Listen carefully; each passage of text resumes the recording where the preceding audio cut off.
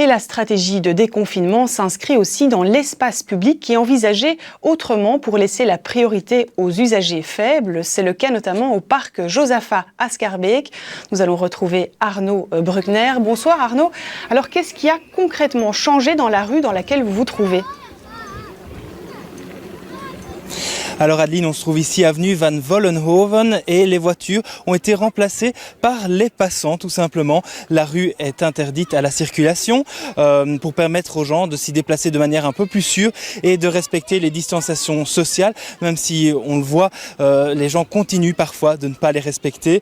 Alors au parc Josaphat, on voit un plan global pour laisser les promeneurs à l'intérieur du parc et que les sportifs soient plutôt à l'extérieur du parc sur un parcours de jogging. Et ce parcours de jogging, il a été mis en place vendredi. Certaines rues ont dû s'adapter pour mettre en place ce parcours avec des sens uniques, avenue Eisenhower par exemple, avec des zones de rencontre, avenue des Azalées ou encore des fermetures pures et simples comme ici dans l'avenue Van Vollenhoven. Alors on va l'écouter, ça plaît relativement bien aux habitants. Je vous propose d'en écouter quelques-uns. Je trouve qu'en tout cas, plus de place pour la mobilité douce, c'est toujours positif. Très sincèrement, ça ne sert à rien, voilà. C'était une bonne idée, surtout pour les enfants. Oui, j'imagine, parce que c'est vrai que circuler sur le trottoir, c'est toujours compliqué, surtout un dimanche ensoleillé où il y a beaucoup de monde. Je trouve que les gens le respectent, oui, ça c'est sûr. Maintenant, bon, ça permet de devenir un piétonnier. Et donc au final, je trouve que c'est pas plus mal pour la sécurité de l'entrée et de la sortie vers le parc. Et là, j'avance plus.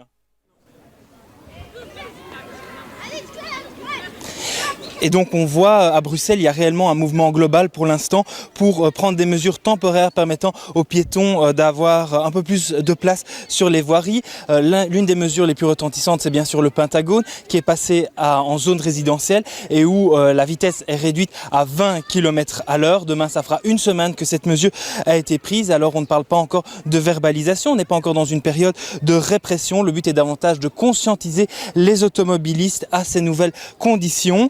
Et donc ça, c'est également une mesure de ce déconfinement et cela pour assurer la sécurité des piétons. Je vous propose d'imaginer un piéton qui marche sur un des trottoirs du Pentagone. Il croise un autre piéton, ne souhaite bien sûr pas l'approcher trop près, distanciation sociale on le rappelle, et donc il préférera peut-être se déporter sur la route pour éviter de croiser un autre piéton et en se déportant, les voitures devront faire attention à cela aussi, d'où les mesures dont on parle. Alors va-t-on aller vers une verbalisation dans le Pentagone? On ne le sait pas encore, mais par contre une réunion se tiendra demain à l'hôtel de ville, à la ville de Bruxelles, pour évaluer cette première semaine de zone résidentielle dans le Pentagone.